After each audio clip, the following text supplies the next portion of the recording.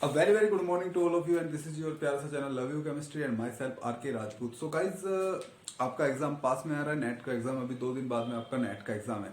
सो आप अच्छे से अपनी प्रिपरेशन कीजिए और अब जो टाइम है इस टाइम में आपको कुछ भी एक्स्ट्रा नहीं करना है, ठीक है ना। इस टाइम में आपको ओनली जो आपने पहले पढ़ रखा है उसे रिवाइज करना है, अदर कुछ भी नहीं छेड़ना है। और जो आपने पढ़ रखा है उसे 5-5 6-6 बार रिवाइज कर दो। और अभी नो क्वेश्चंस और no new topic, okay. But जो ये टॉपिक हम लेके आए हैं आज, ये ओनली 5 से 10 मिनट का टॉपिक होगा और ये टॉपिक ऑन डिमांड है, ठीक है ना। मैं उन लोगों से जिनका काफी अच्छे से प्रिपरेशन हो रहा है उनसे गुजारिश करता हूँ कि आप न्यू टॉपिक कुछ ना करें, लेकिन जिन लोगों को अच्छा लगे, क्योंकि ये टॉपिक ओनली 5 मिनट का है और इससे क्वेश्चन अल्टरनेट नेट के एग्जाम में आ ही जाता है, ठीक है ना।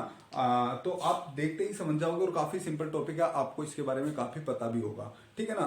मैं फिर से कहता हूँ कि जिन लोगों का प्रिपरेशन अच्छा हो रखा है प्लीज, और जिन्हें लगता है कि अभी उनका प्रिपरेशन अच्छा नहीं है, तो ये आपकी गलतफहमी है, आपका प्रिपरेशन बहुत अच्छा है। तो अभी तो वो टाइम चल रहा है, don't stress, do your best and forget rest. Means आपको क्या करना है, डोंट स्ट्रेस, कोई स्ट्रेस नहीं लेना है, कोई स्ट्रेस नहीं लेना।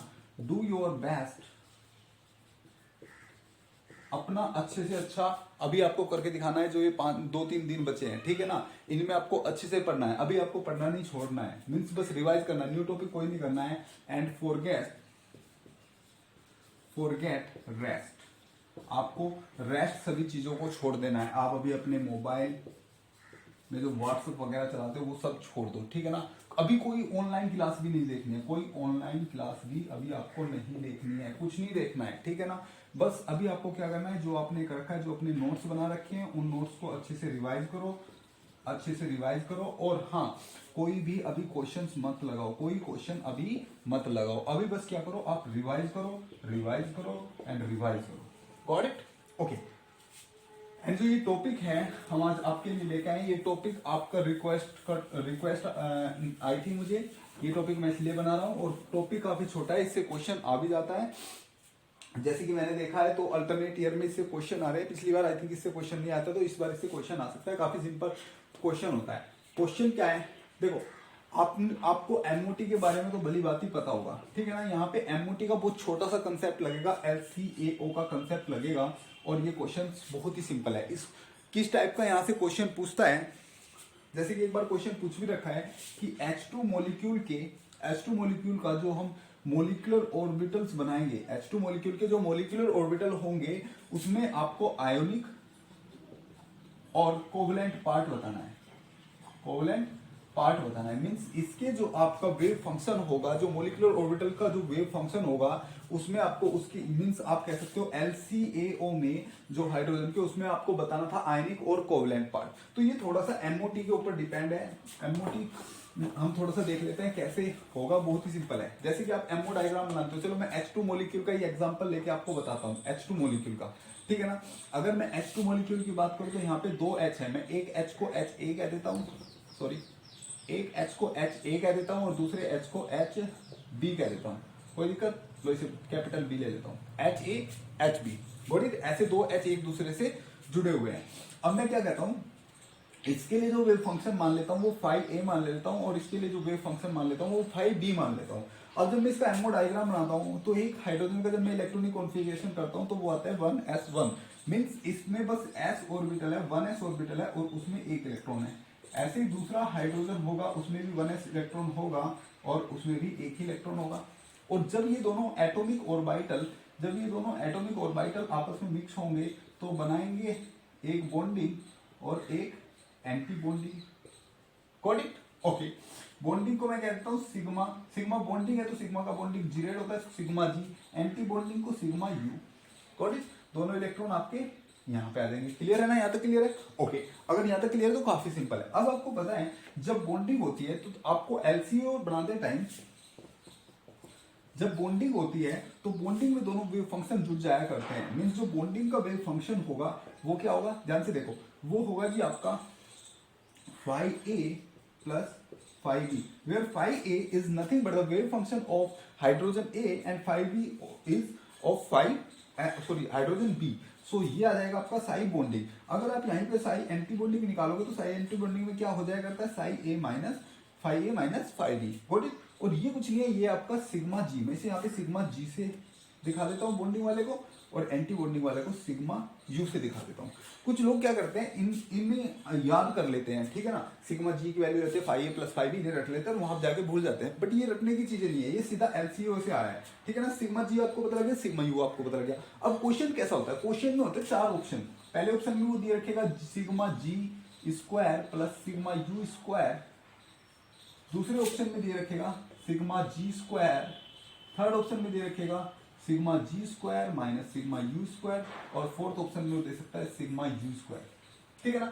या वो कह देगा नन ऑफ द अबव, कोई ऐसे कुछ ऑप्शंस वो देगा। और वो पूछेगा कि अगर एक H2 मॉलिक्यूल बन रहा है, HA का वेव फंक्शन ये है, HB का वेव फंक्शन ये है, तो आपको बताना है इनमें से कौन सा LCAO आपका आयनिक होगा, कंप्लीटली आयनिक होगा। वो ऐसा पूछ सकता है कि इनमें से कौन सा आपका या तो वो पूछ लेगा कि कौन सा कंप्लीटली आयनिक होगा, या वो पूछ लेगा कौन सा वेव फंक्शन कंप्लीटली कोवेलेंट होगा, या वो पूछ लेगा कौन से में 50% आयनिक होगा और 50% कोवेलेंट होगा।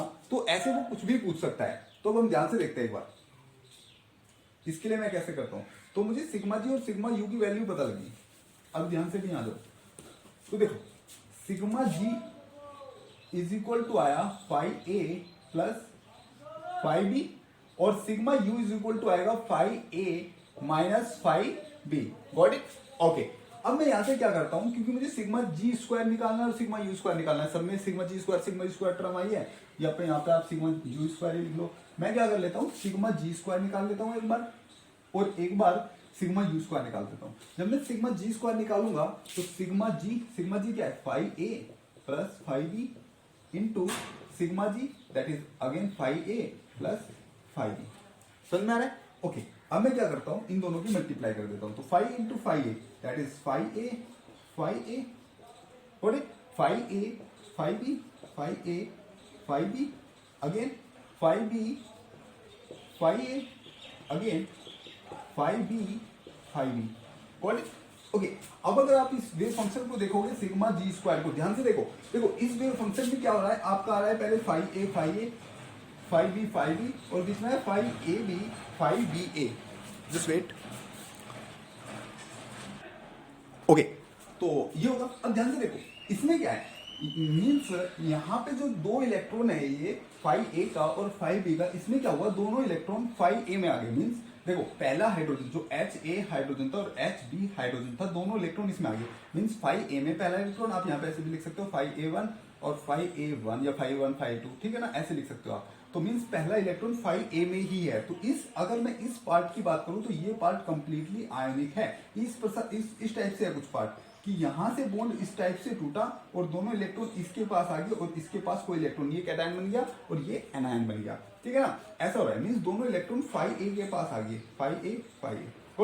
अब अगर मैं इस वाले की बात करूं तो ये कुछ इस प्रकार से है, दोनों इलेक्ट्रॉन इसके पास चले गए, HA प्लस बना और HB माइनस बना, मीन्स दोनों इलेक्ट्रॉन इसके पास चले गए। तो ये दोनों पार्ट आयनिक है, आयनिक। और बीच वाले पार्ट की बात करो, इसमें एक इलेक्ट्रॉन इसके पास दूसरा इसके पास। अब क्योंकि इलेक्ट्रॉन आइडेंटिकल होते हैं, ठीक है ना, आइडेंटिकल होते हैं, तो हम क्या कर सकते हैं, इन्हें घुमा के भी लिख सकते हैं। तो फाई B1 फाई A2 इस टाइप से भी लिख सकते हैं। मीन्स जनरली ये है क्या, ये एक कोवेलेंट टर्म है।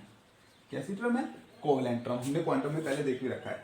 तो देखो ये वाला पार्ट हो गया आयनिक पहले वाला, और ये लास्ट वाला आयनिक हो गया, बीच वाला पार्ट कोवेलेंट हो गया। मीन्स इसमें हम कह सकते हैं कि 50% पार्ट आयनिक होता है और 50% पार्ट कोवेलेंट होता है, ठीक है ना। तो इस वाले में 50% आयनिक है और 50% कोवेलेंट है। अब मैं ऐसे ही यहाँ पे निकाल लेता हूँ sigma U square.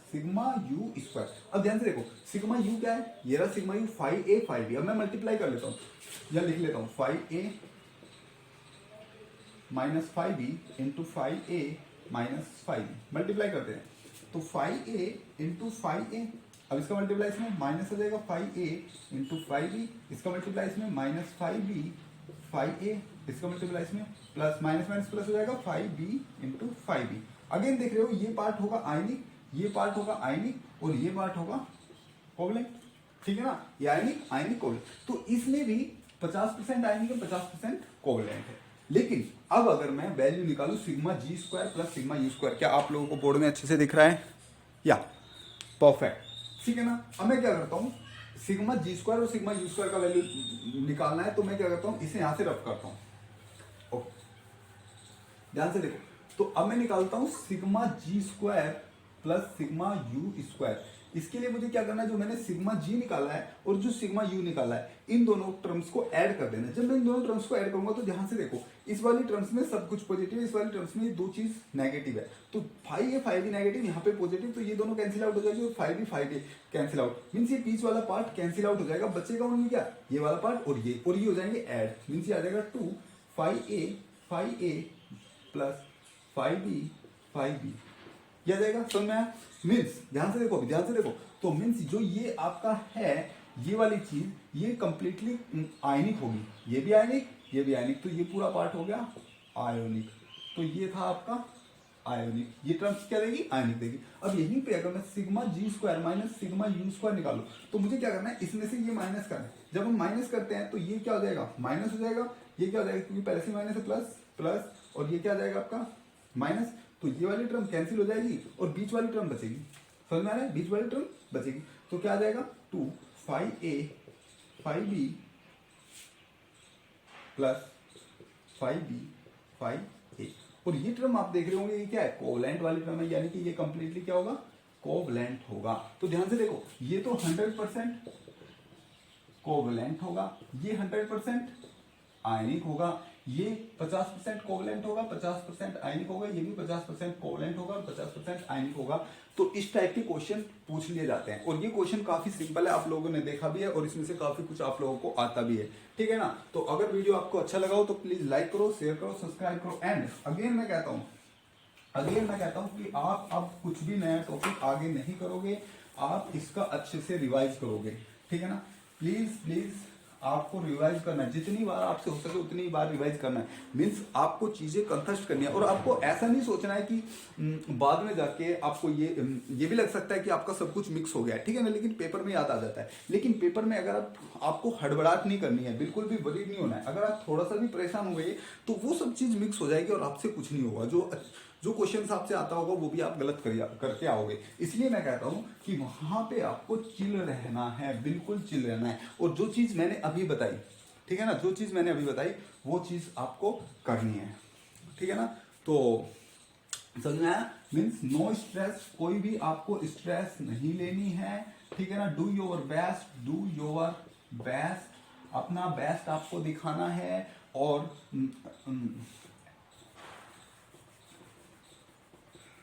Forget rest, means जो अदर चीज है, जो अलग चीज, जो बकवास चीज है, उन सब चीजों को अभी छोड़ दो, अभी के लिए बस आपको यही चीज देखनी चाहिए। दो दिन बचे हैं, उनमें बस यही दिखनी चाहिए। लेकिन वो चीजें आपको टेंस नहीं होना चाहिए, उस चीजों में आप इंटरेस्ट दिखा के पढ़ो, ठीक है ना। अब आप ऐसा करो, आपकी जो चीजें हैं, जो आपने जो भी पढ़ रखा है, मैं नहीं कहता कुछ टॉपिक मैं बताऊंगा वो नहीं, जो टॉपिक आपने पढ़ रखे हैं अच्छे से, ठीक है ना, उन्हें 5-7 बार रिवाइज कर दो। लेट से आपने बायो इनऑर्गेनिक पढ़ा है, बायो इनऑर्गेनिक ये तो आपने पढ़ाई होगा, काफी अच्छा है। तो मैं कहता हूं इस चीज को आप 1-2 बार पढ़ दो अच्छे से, देख के, ठीक है ना, और फिर आप बिना देखे एक बार पढ़ दो। ऐसी ही चीज होनी चाहिए, तब आपसे क्वेश्चन हो जाएंगे। मीन्स अगर आपकी थ्योरी क्लियर है, तो आप क्वेश्चन कर ले जाओगे, लेकिन अगर आपकी थ्योरी क्लियर नहीं है तो क्वेश्चंस मैं कहता हूं वहां पे क्लियर नहीं होंगे, चाहे आप कितने भी क्वेश्चन लगा लो। 1-2 क्वेश्चन आप रट सकते हो, ज्यादा क्वेश्चन, और क्वेश्चन वैसे भी चेंज होके आते हैं, ठीक है ना। तो अगर आपका कंसेप्ट क्लियर है तो आप कुछ भी कर सकते हो। समझ में आया? आपने काइनेटिक्स कर रखा है, काइनेटिक्स जैसे काइनेटिक्स में एसएसए वगैरह आपने कर रखे, तो मैं कह रहा हूं इसका कंसेप्ट क्लियर कर लो अच्छे से, क्वेश्चंस ज्यादा मत करो। अब तो क्वेश्चंस को टच मत करना, पहले जितने कर लिए, ठीक है ना। तो जितने क्वेश्चंस किए हैं उन्हीं क्वेश्चंस को आप अच्छे से, जितनी थ्योरी आपने किया उसी थ्योरी को आप बार रिवाइज कर दो, ठीक है ना। क्वांटम को आप रिवाइज कर लो, जो आपने मीन्स जो भी टॉपिक आपने कर रखे हैं उन्हें बार रिवाइज कर लो, ठीक है ना। और उन टॉपिक के आप एक बार नंबर देख लो कि कितने आपका नंबर का बैठ रहा है, ठीक है ना। और अच्छे से करो, मीन्स ज्यादा करने से अच्छा तो वो है कि जो आपका है उसे ही बेस्ट कर लो, और फिर से मैं आपको एक स्ट्रेटजी आपको बताता हूँ कि आपको वहां पे अब तो वैसे भी ऑनलाइन होने लगा है, ठीक है ना, तो वहां पे आपको इन साइंस का यूज करना है, इन साइंस का यूज करना है। ये तो साइंस आप बाद में देखोगे,